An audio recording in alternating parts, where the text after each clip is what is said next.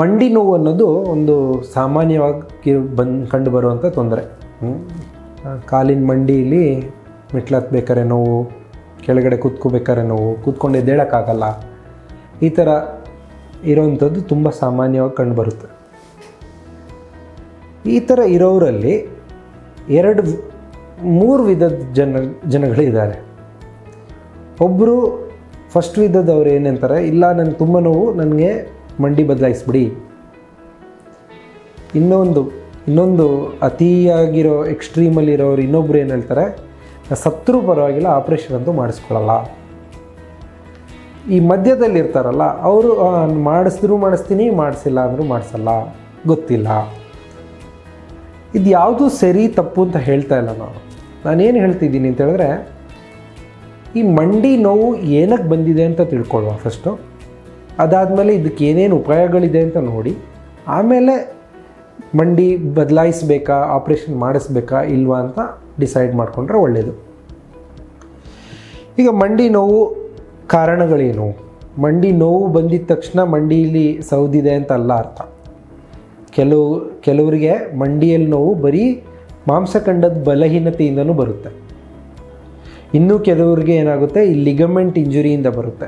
Ligament ಅನ್ನೋದು 2 ಮೂಳೆಗಳನ್ನ ಒಟ್ಟಿಗೆ ಇಟ್ಕೊಳ್ಳೋಂಥ ಒಂದು ವಸ್ತು. ಇದರಲ್ಲಿ ಏನಾದ್ರು ವ್ಯತ್ಯಾಸ ಇದ್ರೂ ಕೆಲವರಿಗೆ ಮಂಡಿ ನೋವು ಬರುತ್ತೆ. ಇನ್ನೂ ಕೆಲವರಿಗೆ ಸಂಧಿವಾತದಿಂದ ಬರುತ್ತೆ. ರೊಮೆಟಾಯ್ಡ್ ಆರ್ಥರೈಟಿಸ್ ಅಂತ ಸಂಧಿವಾತದಿಂದನೂ ಮಂಡಿ ನೋವು ಬರುತ್ತೆ, ಮಂಡೀಲಿ ಊತ ಬರುತ್ತೆ, ಮಂಡೀಲಿ ಉರಿಯೂತ ಬರುತ್ತೆ. ಆಮೇಲೆ ಕಡೆಯದಾಗಿ ಕೆಲವರಿಗೆ ಏನಾಗುತ್ತೆ, ಮಂಡಿ ಮೇಲೆ ಇರೋ ಕುಷನ್ ಏನಿದೆ, ಸ್ಪಂಜ್ ಥರ ಒಂದಿರುತ್ತೆ, ಅದು ಕಾರ್ಟಿಲೇಜು, ಅದು ಸವಿಯೋದ್ರಿಂದ, ಅದು ಸೌದು ಮಂಡಿ 2 ಎಲುಬುಗಳು ಮುಟ್ಟೋದ್ರಿಂದ ಮಂಡಿ ನೋವು ಬರುತ್ತೆ. ಇದಕ್ಕೆ ಆಸ್ಟಿಯೋ ಆರ್ಥರೈಟಿಸ್ ಅಂತೀವಿ. ಸೊ ಈ ನಾನಾ ರೀತಿಗಳಲ್ಲಿ, ನಾನಾ ಕಾರಣಗಳಿಂದ ಮಂಡಿಯಲ್ಲಿ ನೋವು ಇರ್ಬೋದು. ಎಲ್ಲ ಮಂಡಿ ನೋವು ಒಂದೇ ಉಪಾಯ ಆಗೋಕ್ಕೆ ಸಾಧ್ಯನೇ ಇಲ್ಲ.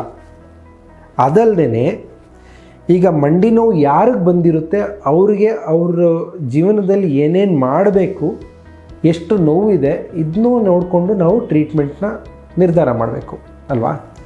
ಇವಾಗ ಕೆಲವ್ರಿಗೆ ಹಿಮಾಲಯ ಹತ್ತಬೇಕು ಅಂತ ಇದ್ದರೆ ಅವ್ರಿಗೆ ಮಂಡಿ ತುಂಬ ಚೆನ್ನಾಗಿರಬೇಕು.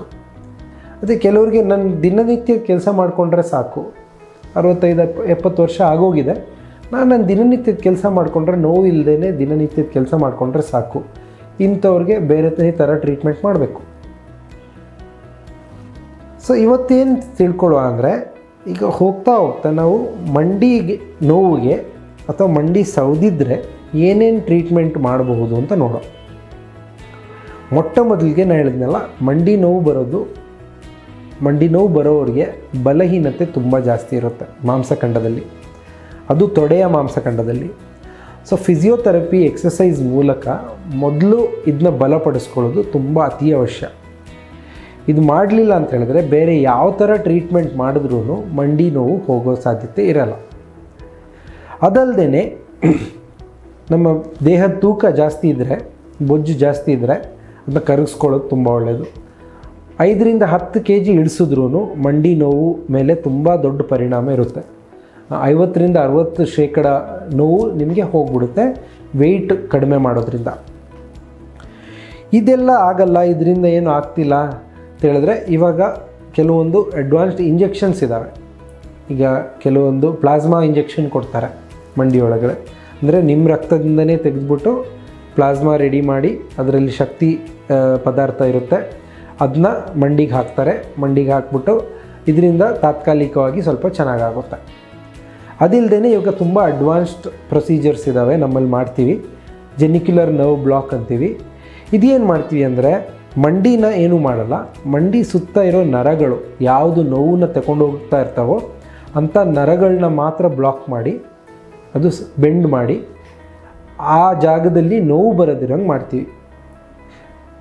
ಈ ಥರ ಮಾಡಿದಾಗ ನೋವು ಕಡಿಮೆ ಆಗುತ್ತೆ. ನೋವು ಕಡಿಮೆ ಆದರೆ ಭಾರ ಇಳಿಸ್ಕೋಬೋದು, ತೂಕ ಇಳಿಸ್ಕೋಬೋದು. ನಾವು ವಾಕಿಂಗ್ ಎಲ್ಲ ಮಾಡಿ ಆಮೇಲೆ ಎಕ್ಸಸೈಸು ಮಾಡಬಹುದು. ಎಕ್ಸಸೈಸ್ ವ್ಯಾಯಾಮ ಮಾಡಿ ಬಲಪಡಿಸ್ಕೋಬೋದು ಯಾವುದನ್ನ, ಮಾಂಸಖಂಡಗಳನ್ನ. ಇದು ಯಾವುದ್ರಲ್ಲೂ ಆಗ್ತಿಲ್ಲ, ಒಂಚೂರು ಇಂಪ್ರೂವ್ಮೆಂಟ್ ಆಗ್ತಿಲ್ಲ, ಅಥವಾ ಮಂಡಿ ಅತಿಯಾಗಿ ಸೌದೋಗಿದೆ, ಅಥವಾ ಮಂಡಿ ನೋಡೋಕ್ಕೆ ಕಾಲೆಲ್ಲ ಈ ಥರ ವಂಕ ಆಗೋಗಿದೆ ಅಂತ ಹೇಳಿದ್ರೆ ಆವಾಗ ನಾವು ಆಪ್ರೇಷನ್ಗೆ ಹೇಳ್ಬೋದು. ಈಗ ಈ ರೀತಿ ಆಪ್ರೇಷನ್ ಇವಾಗ ಮುಂಚಿನ ಥರ ಅಲ್ಲ, ಇವಾಗ ತುಂಬ ಅಡ್ವಾನ್ಸ್ಡ್, ಅಂದರೆ ತುಂಬ ನವೀನ ರೀತಿಯಲ್ಲಿ ಮಾಡ್ತಾರೆ ಆಪ್ರೇಷನ್ಗಳು. ಕೆಲವರು ರೋಬೋಟಿಕ್ ಸರ್ಜರಿ ಎಲ್ಲ ಮಾಡ್ತಾರೆ. ಪರಿಣಾಮಗಳು ಅದರದ್ದು ಔಟ್ಕಮ್ಸ್ ಕೂಡ ತುಂಬ ಚೆನ್ನಾಗಾಗಿದೆ ಈಗ. ಹಾಗಂತೇಳಿ ಎಲ್ರಿಗೂ ಚೆನ್ನಾಗಾಗುತ್ತೆ ಇಲ್ಲ, ಆದರೆ 95% ಜನರಿಗೆ ಒಳ್ಳೆ ಸರ್ಜನ್ ಮಾಡಿದ್ರೆ ಮಂಡಿ ಆಪ್ರೇಷನ್ ಸಕ್ಸಸ್ಫುಲ್ ಆಗಿರುತ್ತೆ. ಆದರೆ ಎಲ್ಲ ಮಂಡಿ ನೋವಿಗೂ ಆಪ್ರೇಷನ್ ಒಂದೇ ಉಪಾಯ ಅಲ್ಲ. ಕೆಲವರಿಗೆ ರುಮಟಾಯ್ಡ್ ಆರ್ಥ್ರೈಟಿಸ್ ಇದ್ದರೆ ರುಮಟಾಯ್ಡ್ ಆರ್ಥ್ರೈಟಿಸ್ ಟ್ರೀಟ್ ಮಾಡಿದ್ರೆ ಮಂಡಿ ನೋವು ಹೋಗ್ಬಿಡುತ್ತೆ. ಕೆಲವರಿಗೆ ಬರೀ ಲಿಗಮೆಂಟ್ ಇಂಜುರಿ ಆಗಿದರೆ ಬರೀ ಲಿಗಮೆಂಟ್ ಸರಿ ಮಾಡಿಕೊಂಡ್ರೆ ಮಂಡಿ ನೋವು ಹೋಗ್ಬಿಡುತ್ತೆ ಫಿಸಿಯೋಥೆರಪಿ ಎಕ್ಸಸೈಸ್ ಮಾಡಿ. ಆದರೆ ಕೆಲವರಿಗೆ ಆಪ್ರೇಷನ್ ಬೇಕಾಗುತ್ತೆ. ಅದು ಯಾರಿಗೆ ಬೇಕು, ಯಾಕೆ ಬೇಕು? ಈಗ 75-80 ವಯಸ್ಸಾದವ್ರಿಗೆ ಸ್ವಲ್ಪ ಮನೆ ಕೆಲಸ ಅವ್ರ ಕೆಲಸ ಮಾಡ್ಕೊಳ್ಳೋಷ್ಟು ಆಗೋದ್ರೆ ನಾವು ಕನ್ಸರ್ವೇಟಿವ್ ಟ್ರೀಟ್ಮೆಂಟ್ ಮಾಡಿ ಅವ್ರಿಗೆ ಏನು ಆಪ್ರೇಷನ್ದು ಅವಶ್ಯಕತೆ ಇರಲ್ಲ. ಅದೇ ಏನೂ ಮಾಡೋಕ್ಕೆ ಆಗ್ತಿಲ್ಲ ಅಂತ ಹೇಳಿದಾಗ ಆಪ್ರೇಷನ್ ಮಾಡಿಸ್ಕೊಳ್ಳೋದು ತುಂಬ ಬೇಕಾಗಬಹುದು. ಸೊ ಈ ರೀತಿ ಮಂಡಿ ನೋವಿಗೆ ಹಲವಾರು ಕಾರಣಗಳು. ಇದನ್ನ ಆಪ್ರೇಷನ್ ಇಲ್ಲದೇ ಭಾಳಷ್ಟು ಜನರಿಗೆ ಸರಿ ಮಾಡಬಹುದು. ಆದರೆ ಆಪ್ರೇಷನ್ ಬೇಕೇ ಬೇಕು ಅಂದಾಗ ನಿಮ್ಮ ಡಾಕ್ಟರ್ ಹೇಳ್ತಾರೆ ನಿಮಗೆ. ಆ ರೀತಿ ಇದ್ದರೆ ಖಂಡಿತವಾಗ್ಲೂ ಆಪ್ರೇಷನ್ ಮಾಡಿಸ್ಕೋಬೋದು.